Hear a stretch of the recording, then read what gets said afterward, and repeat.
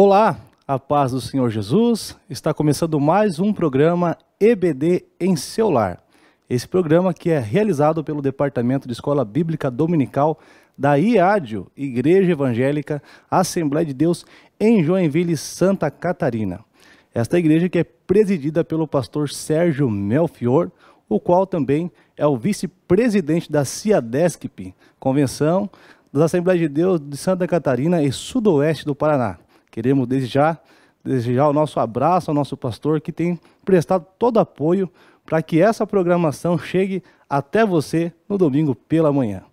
Eu estou aqui, pastor Eduardo Sônego, secretário-geral do SECOM, e também pastor setorial do setor 72 Hebreus. Eu estou com muita honra hoje aqui para representar o pastor Josias Rosa. Pastor Josias, conhecido de todos, nosso coordenador geral da Escola Bíblica Dominical aqui da nossa igreja.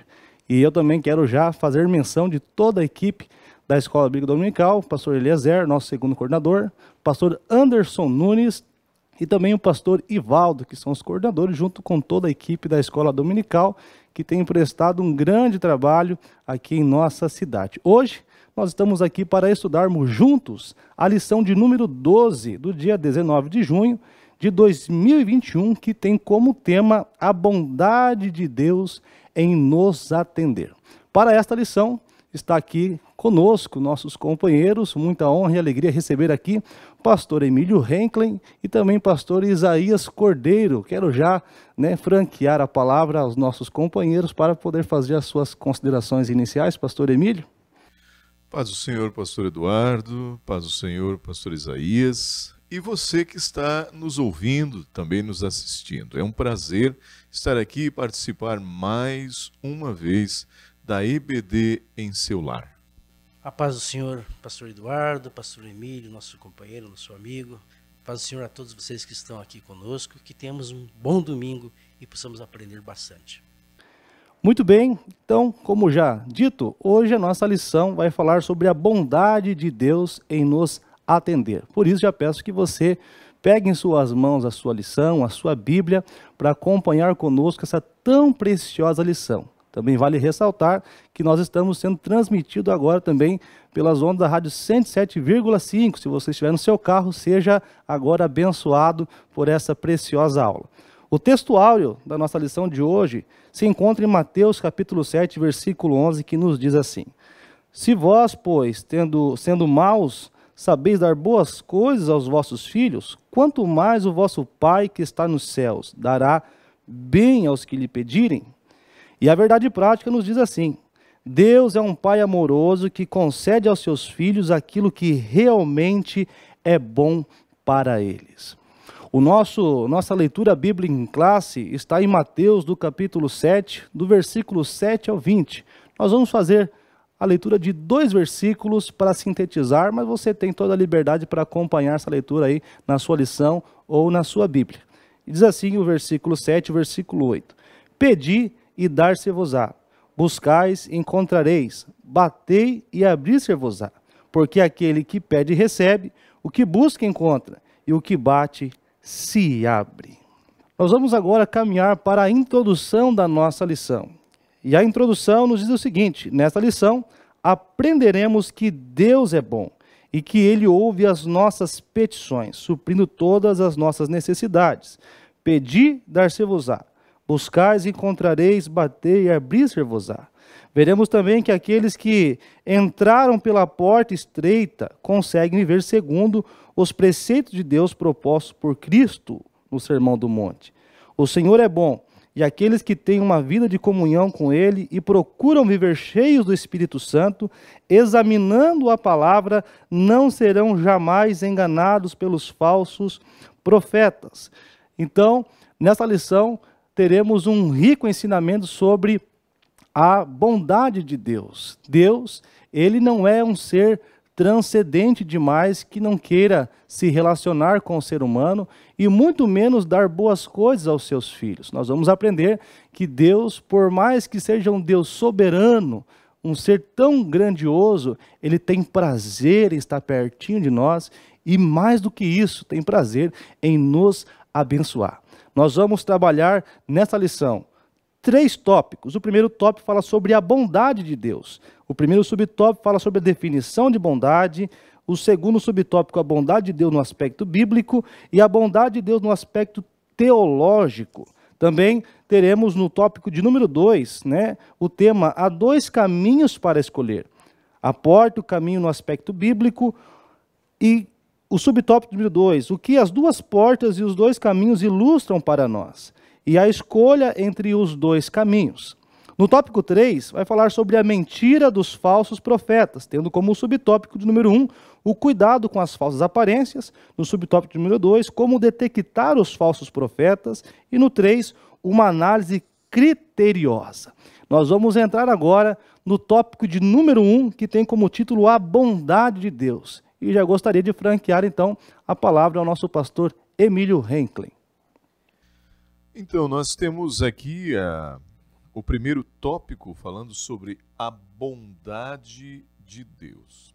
É interessante a gente analisar que há uma diferença muito grande nesse sentimento de bondade, tanto em Deus quanto no homem. É um paradoxo muito grande, até porque o próprio texto áureo, o próprio Jesus diz assim, ó, vocês sendo maus.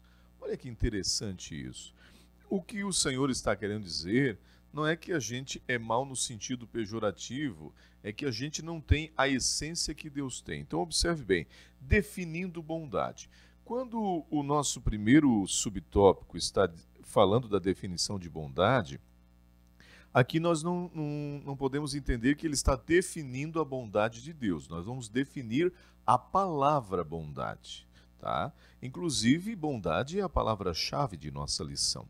A palavra bondade é definida como qualidade, vamos dizer, ou caráter de quem é bom, ou de quem tem um sentimento bom, ou uma atitude boa. Falando de boa índole, de benevolência, brandura, em ação, diz a nossa lição. Mas é interessante a gente analisar que, de forma filosófica, a filosofia, ela tem uma definição dessa palavra não como algo assim humano. É interessante, ele não está simplesmente ligado a algo natural. Parece que a filosofia entende que é algo que é transcendente, é algo que vai além do que é natural. Bem, dentro disso, a gente vai logo entender que a Bíblia é o melhor livro, tanto falando de forma bíblica como teológica, a gente vai logo perceber que a Bíblia vai dar o melhor sentido de bondade. Olhando para a Bíblia, nós vamos ver atos de bondade e vamos ver o que de fato é bondade. Alguém define bondade como o amor em ação, o amor agindo. Como fruto do Espírito, nós podemos dizer que a bondade é o amor em ação, porque é fácil dizer que é bom sem agir em nada. Então, é interessante a gente analisar isso. A Bíblia vai mostrar que em Deus, essa bondade ultrapassa qualquer limite humano. E nós podemos definir de outras formas. Por isso, pastor Isaías vai nos trazer mais um pouco dessa definição, algumas coisas importantes para nos ajudar a aprender um pouquinho mais sobre bondade. Pastor Isaías.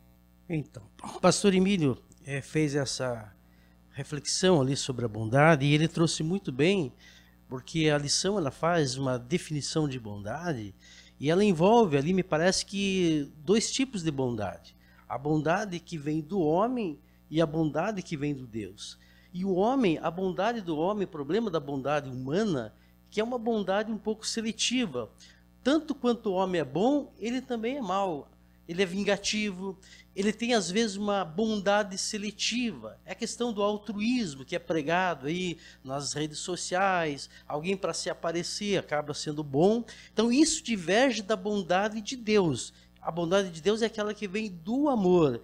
E o homem, para que ele tenha esse aspecto de vontade, a bondade que vem de Deus, somente pelo novo nascimento, porque o homem por si só, ele não consegue atingir esse grau de bondade que vem de Deus, que é aquela bondade que depende do amor. Portanto, você tem que fazer essa diferenciação aqui sobre esse início de definição de bondade, a bondade que o pastor prega ali, da filosofia, a bondade dos dicionários, com a bondade que vem de Deus, porque Paulo escreve que o homem nada tem de bom. Tudo que ele quer fazer de bom, ele não consegue, porque por natureza o homem é mau. Por isso que nós estamos estudando o Sermão do Monte, em que Jesus propõe uma nova forma de vida, uma nova forma de comportamento, ou seja, um novo nascimento. Por isso, quem não nascer de novo não vai conseguir desfrutar ou também dar esta bondade, manifestar essa bondade que vem de Deus.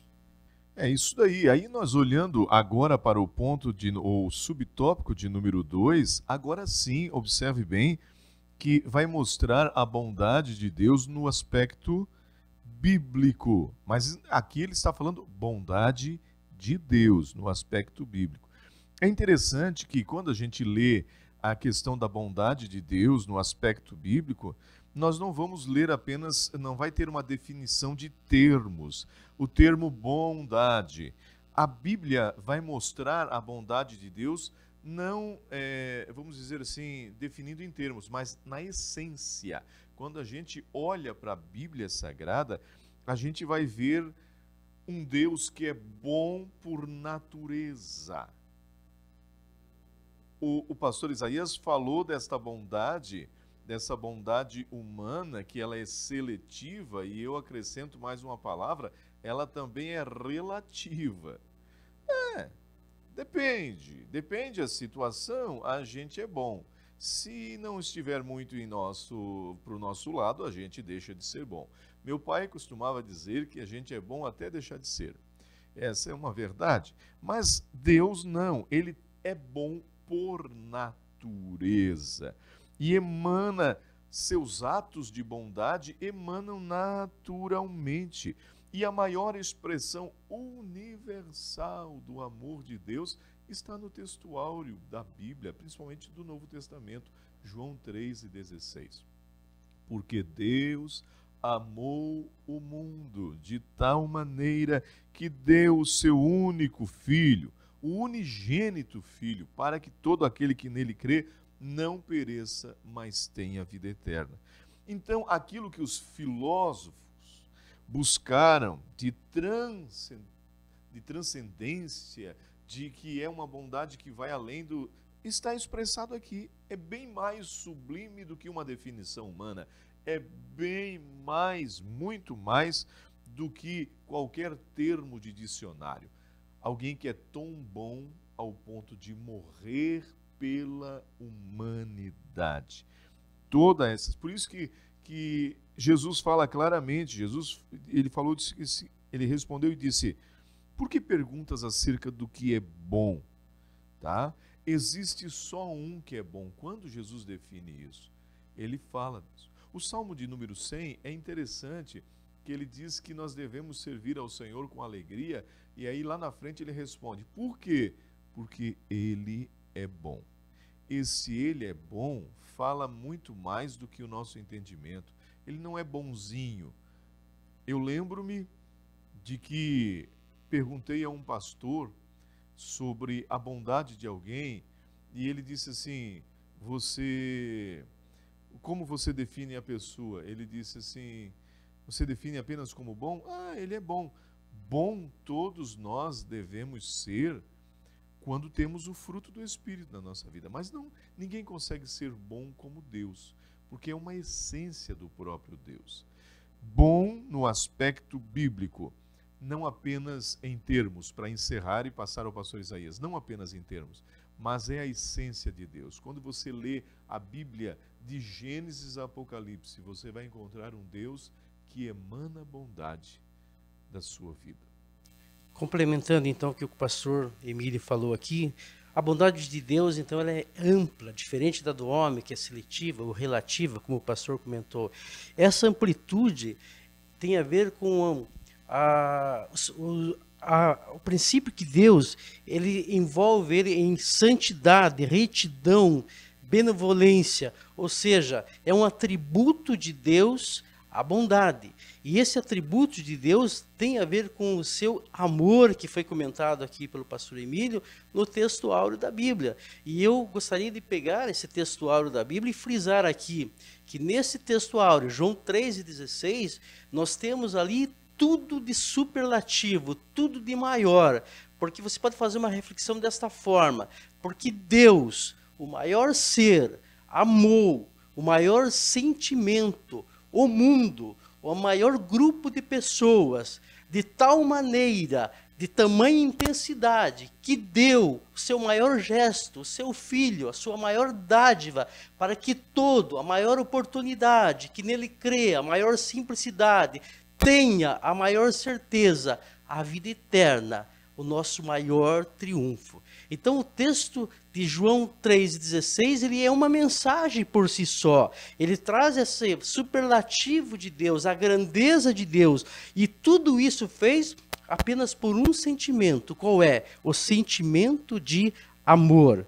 A lição vai dizer que nós, como pais, como homens, mesmo sendo imperfeitos, ainda nós temos uma bondade para com os nossos filhos. Aí nós estamos falando daquele amor storge, daquela definição do grego, vários tipos de amor, aquele amor familiar. Então o homem tem ainda esta bondade para com os seus, deve ter, se bem que nos nossos dias tem muitos pais que estão renegando os seus próprios filhos. Por isso a Bíblia vai dizer que mesmo que uma mãe esqueça do seu filho, o que não é muito aceito em nossa sociedade, por razão deste amor, mas o amor de Deus é maior, ele nunca esquecerá de nós. Então, a grande ênfase da bondade de Deus é porque é um atributo que vem e tem sua essência no amor que ficou escrito, estampado em João 3,16.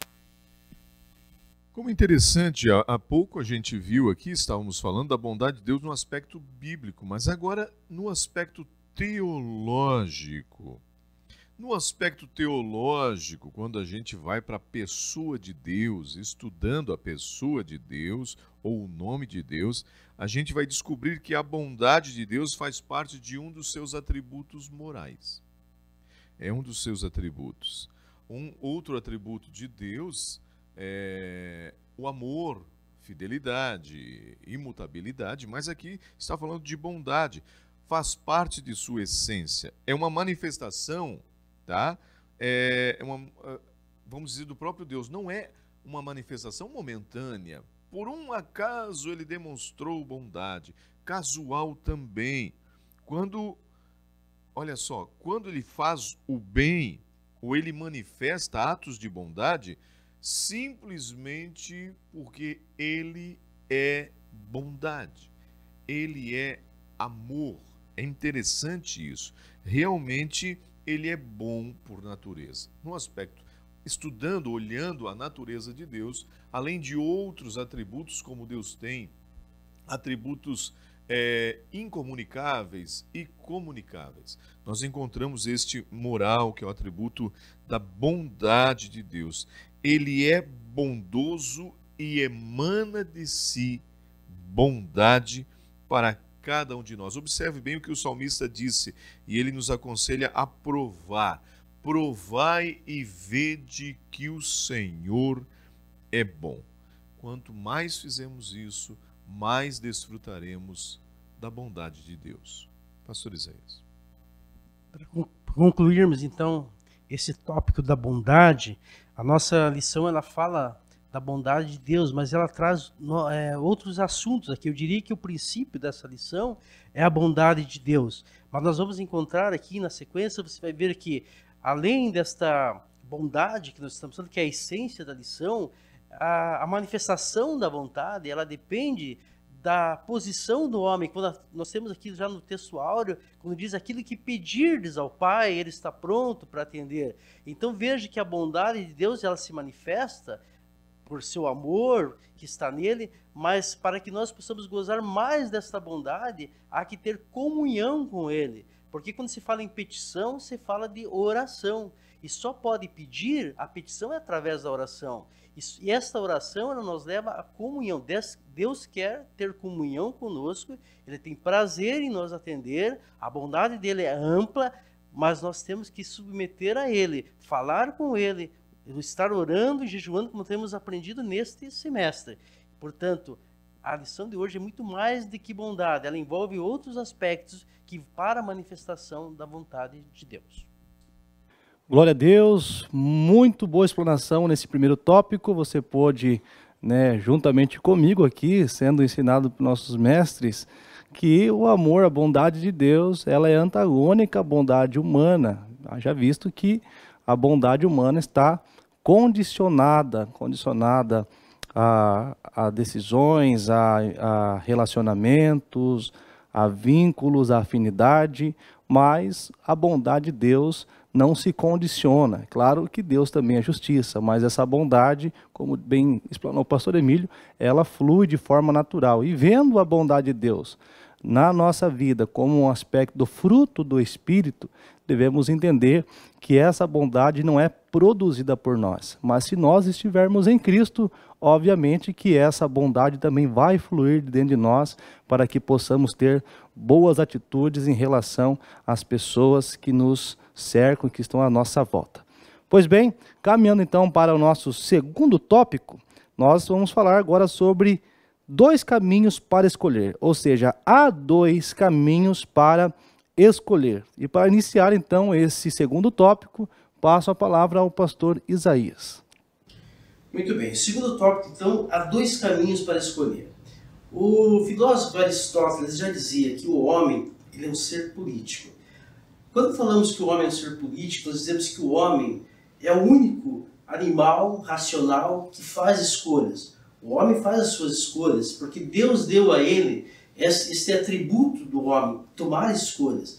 E Deus respeita tanto essa condição de nós escolhermos que nós podemos inclusive rejeitar o próprio Deus, porque Ele nos deu essa condição, nós escolhemos.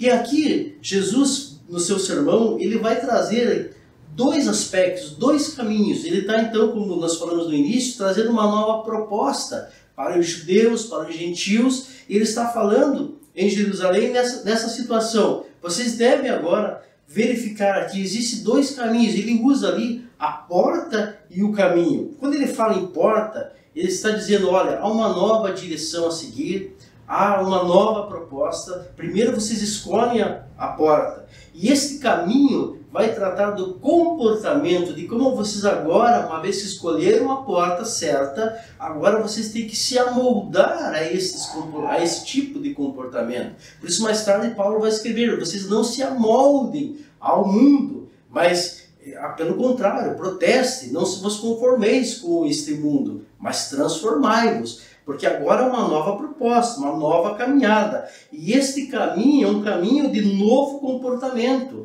E aí ele usa, interessante, que Jesus, claro, ele vai utilizar a porta, utilizando aqui, o comentarista vai falar sobre as portas de Jerusalém, em que haviam as portas, várias portas de Jerusalém tinha, mas as portas maiores, elas ficavam abertas durante o dia, e à noite essas portas se fechavam e ficava apenas uma porta estreita, pequena, que era, digamos, para uma emergência. E aí nesta porta pequena, a lição vai dizer que você não poderia entrar com mercadorias, você tinha que esperar, quem sabe, amanhecer o dia para entrar pela porta maior. Então o que Jesus está falando ali? Ele está falando ali das renúncias daqueles que optam por esse caminho, que ele fala, eu sou o caminho, eu sou a porta.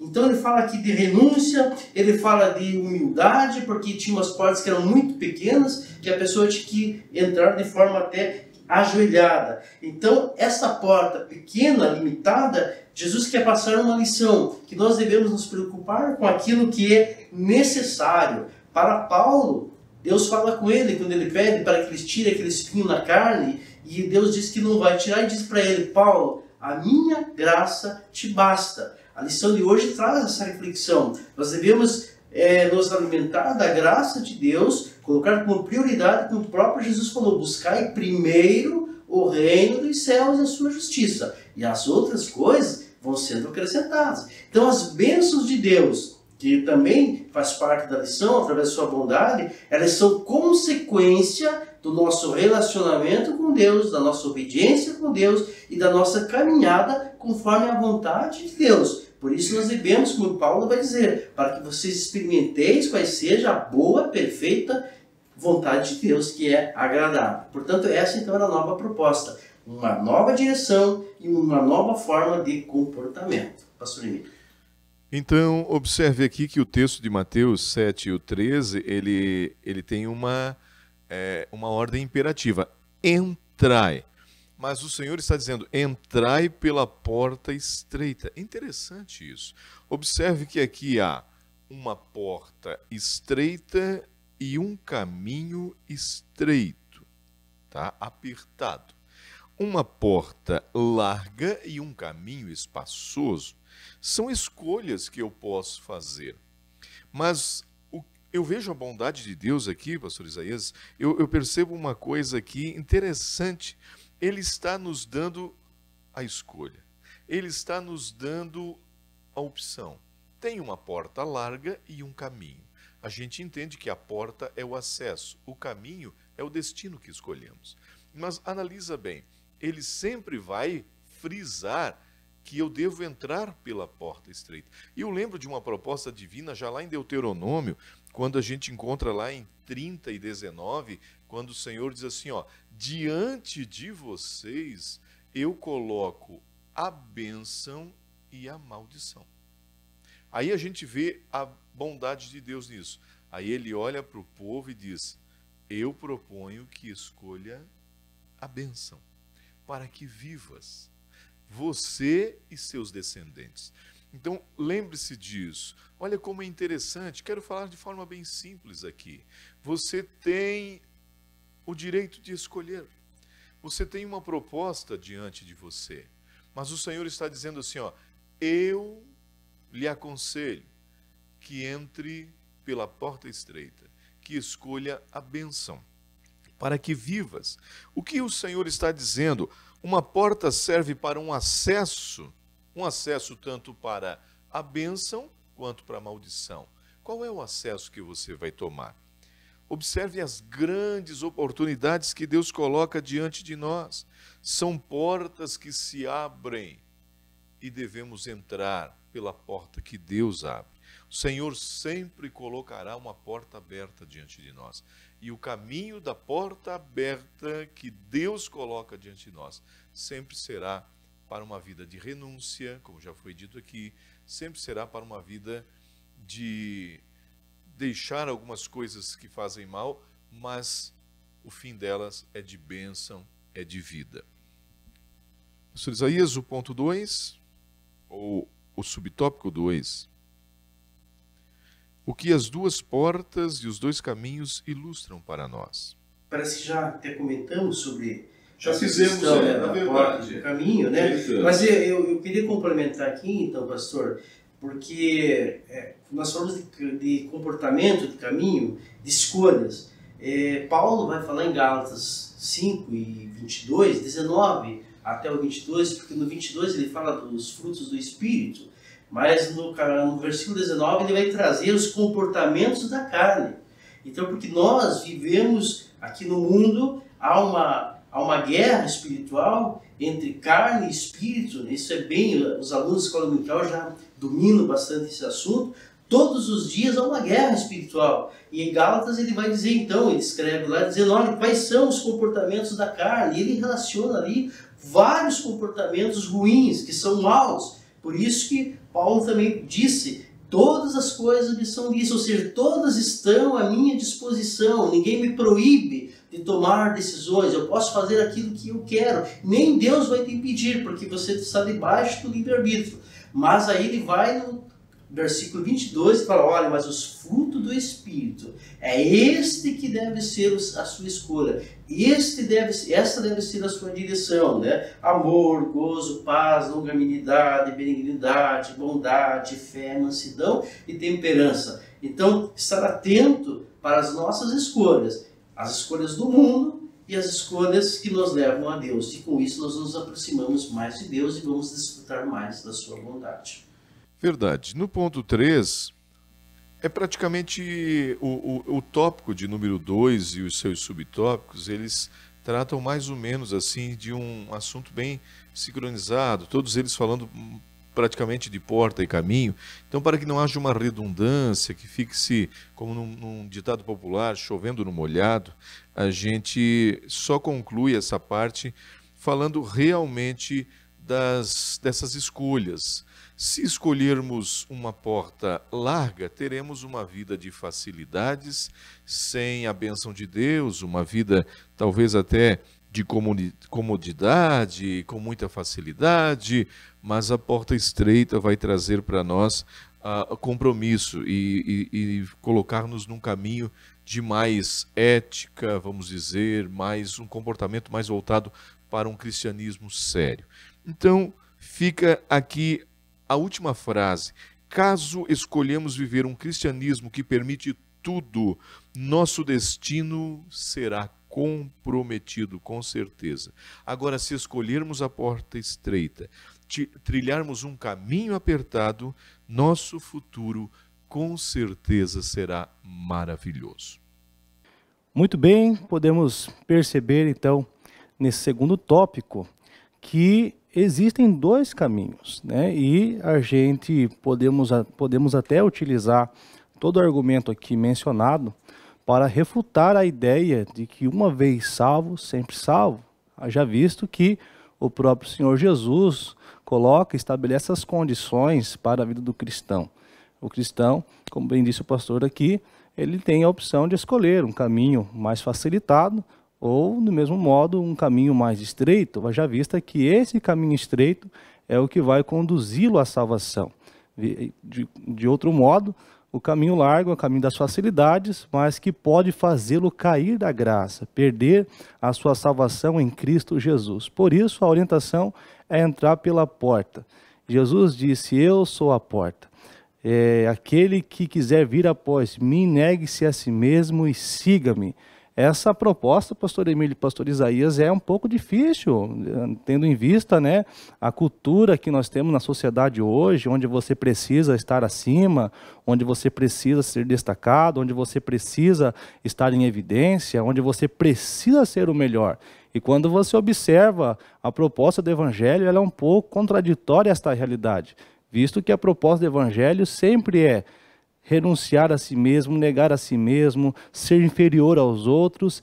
É difícil para quem não consegue perceber esta verdade. Mas a recompensa para aqueles que aceitam esta condição bíblica do Evangelho é a salvação, é a vida eterna. Glória a Deus por mais esse tópico. Nós avançamos agora com a lição para o tópico de número 3. E agora é uma parte um pouco mais também polêmica, delicada, onde nós precisamos estar atentos em relação, pastor Isaías e pastor Emílio, à mentira dos falsos profetas, né, que vai ser explanado então pelos nossos mestres nessa oportunidade.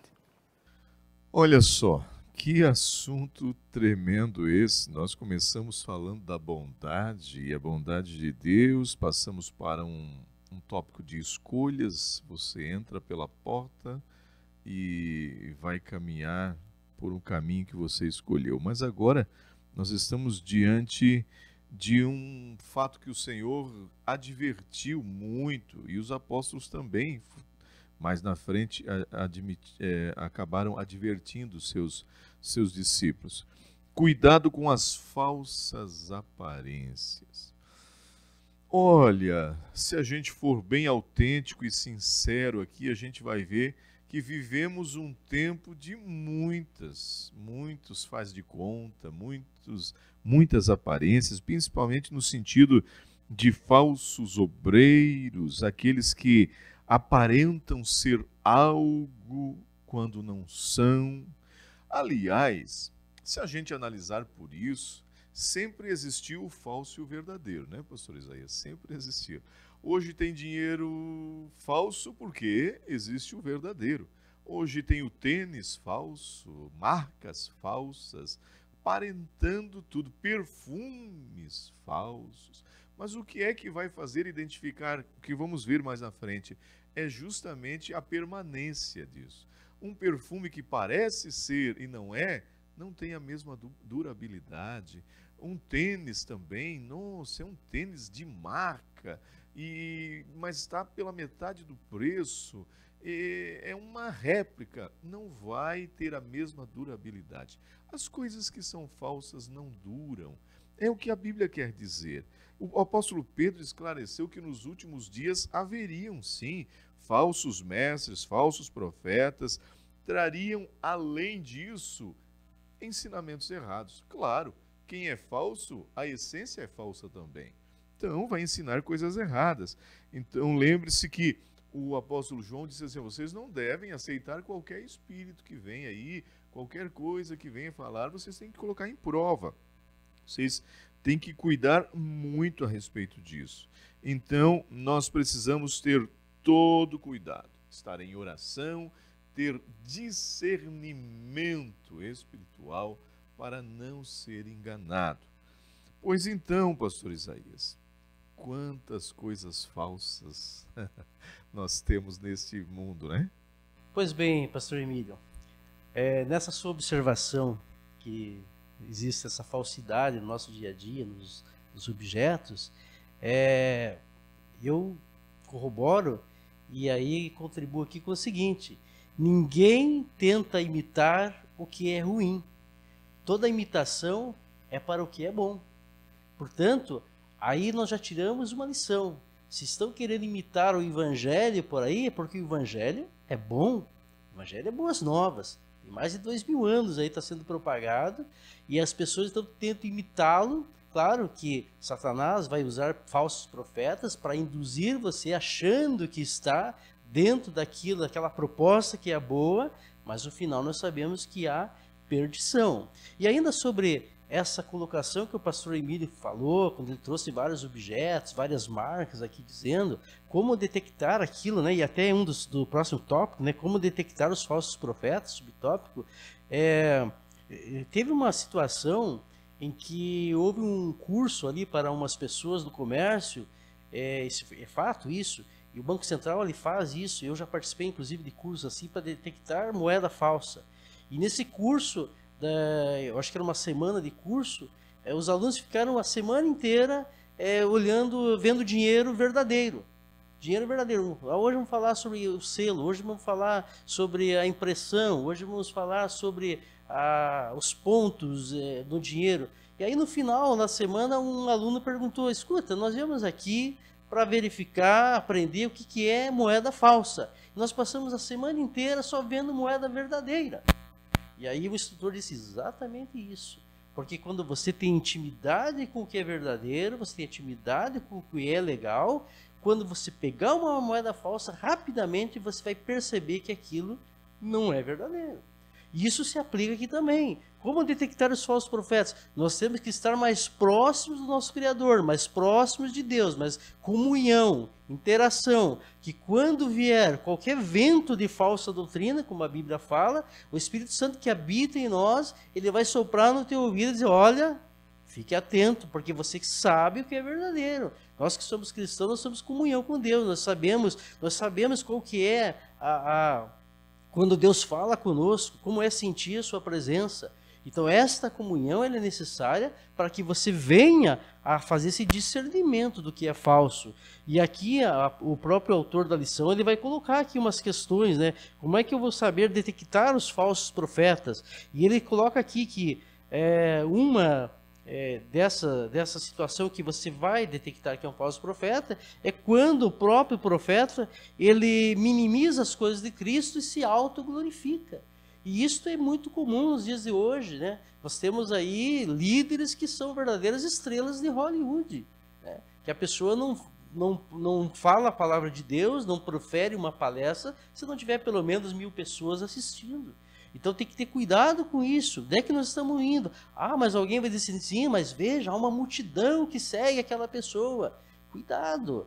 O crescimento ele deve ser saudável. O inchaço é fácil. Se eu quiser reunir 10.000 pessoas, eu contrato um show, alguma coisa, 10.000 pessoas eu reúno fácil. Mas cuidado, isso ele não tem sustentação. Porque o crescimento espiritual, aquilo que é verdadeiro, ele vai aos poucos, mas ele cresce com substância.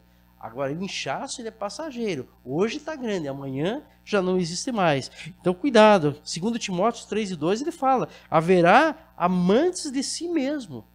Amantes de si mesmo. E não daquilo que tem que ser pregado. Veja a lição de João, quando falaram para ele, olha, Jesus está famoso, Jesus está reunindo multidões. O que João vai dizer?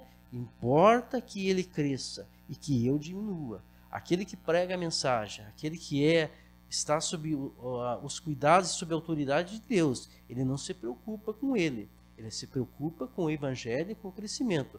Importa que o evangelho e que Jesus Cristo cresça e que nós sejamos apenas instrumentos em suas mãos. Então, cuidado, detectar o falso profeta, essa é uma boa dica. Ver se ele está realmente pregando a mensagem, está se importando com o crescimento ou está se importando apenas com ele mesmo, pastor?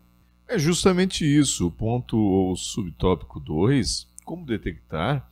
É interessante que Jesus fala claramente a respeito disso. Como é que eu vou conhecer? Pelos frutos conhecereis, ele diz. É interessante, ele vai falando assim, ó, você não vai colher uva dos espinheiros, não, nem figo dos abrolhos. Olha só, ele usa espinheiro e abrolho. Lá no tempo de Jesus, tanto o espinheiro quanto o abrolho não davam nada, não davam nenhum fruto que prestasse.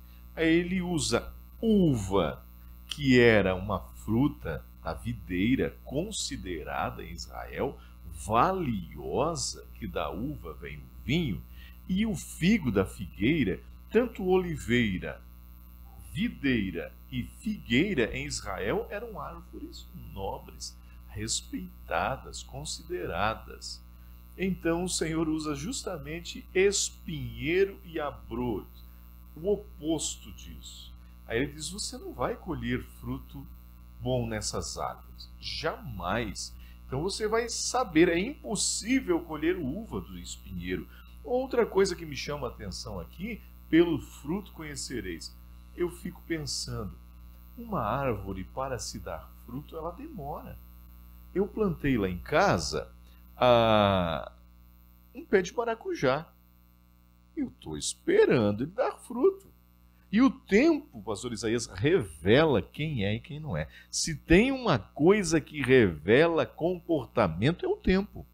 O tempo vai revelar. Então eu estou esperando ele dar fruto. Você quer conhecer uma pessoa mesmo e saber de seus frutos? Fique do lado dela um tempo. Procure conhecer ela mais tempo. Ela não vai conseguir esconder a sua verdadeira identidade. Bem, para encerrar, passo ao pastor Isaías uma análise criteriosa. Essa análise criteriosa, há uma advertência aqui que o próprio Jesus fez. Sempre houve alguém, eles sempre existiram os falsos profetas, não é uma coisa de hoje, é desde o início dos tempos. E aí eu remeto aqui a Isaías capítulo 30, em que ele fala assim, ai dos filhos rebeldes, diz o Senhor, que tomam conselho, mas não de mim, e que se cobrem com uma cobertura, mas não do meu espírito, para acrescentarem pecado sobre pecado. E continua, este povo rebelde, filhos mentirosos, que não querem ouvir a lei do Senhor. E aí, sabe o que eles dizem aos profetas? Não profetizeis para nós coisas ruins, mas dizem para nós coisas boas, aprazíveis, que é isso que queremos ouvir. Isso acontece nos dias de hoje. Pessoas que estão procurando, mudando de igreja, porque eles querem ir para uma igreja onde não sejam confrontados, onde eles ouçam aquilo que é bom para o seu ego, que ninguém faça advertência. E tem pessoas que mudam de igreja de tempos em tempos, procurando uma igreja perfeita. Eu costumo dizer que se você encontrar uma igreja que seja perfeita, não entre nela, porque a partir do momento que você entrar, essa igreja deixa de ser perfeita. Há as imperfeições do dia a dia, mas aquele que está lá na frente, que traz a palavra, que é o pregador, aquele pastor, ele tem um compromisso com Deus. E a pregação, ela tem que te confrontar, ela tem que te exortar. Se uma igreja não tem isso, se você só ouve coisas boas, não te confronta, cuidado. Esse é um indício de que você está fazendo uma má avaliação. Por isso, aqui, uma avaliação criteriosa. É claro que o Espírito Santo é o maior professor, é o maior indicador de tudo isso. E aí eu volto a insistir, relacionamento com Deus para que você detecte. Nós precisamos ser confrontados. Quando somos confrontados, nós crescemos, nós damos frutos e nós continuamos se somos realmente discípulos e o reino de Deus aumenta. Glória a Deus, muito boa explicação. E nós podemos aprender muito nesse terceiro tópico. E me permita, pastor Isaías, pastor Emílio, falar um pouquinho também sobre essa explicação que os nobres, né, nos transmitiram a respeito, né, do fruto, conhecendo a árvore pelo fruto.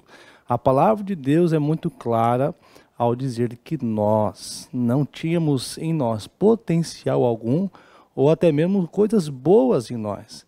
Haja visto que nós éramos, né, como foi falado sobre plantas, nós éramos um zambujeiro bravo. E um zambujeiro bravo era uma planta típica que não produzia frutos, perceba. Mas Paulo fala que Deus, através de Jesus, ele nos enxerta nesta árvore,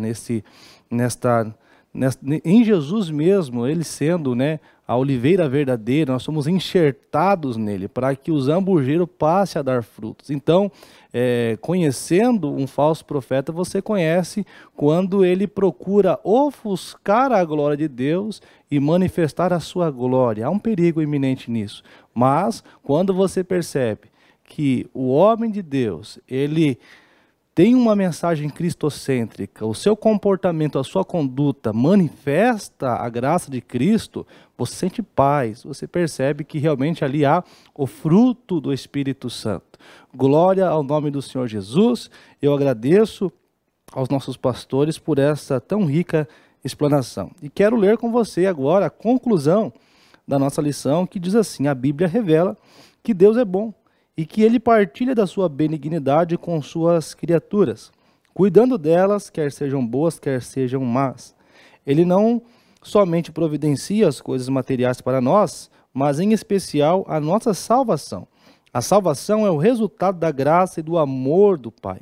Estejamos sempre em alerta, pois existem aqueles que querem macular e adulterar os ensinos do nosso Salvador Jesus Cristo. Glória a Deus. Chegamos então ao fim de mais uma lição. Nesta oportunidade trabalhamos a lição 12 da nossa Escola Bíblica Dominical. Eu quero desde já agradecer a oportunidade ao nosso pastor presidente, pastor Sérgio, ao pastor Josias Rosa, nosso coordenador da IBD, e também aos nossos professores, pastor Isaías, pastor Emílio, e já gosto de franquear novamente a oportunidade para que os nossos pastores façam suas considerações finais e logo após a gente ainda vai fazer mais uma oração. Pastor Emílio. Eu agradeço a Deus por essa oportunidade, a direção também da nossa igreja, pastor Sérgio, pastor Josias, e estar aqui com vocês.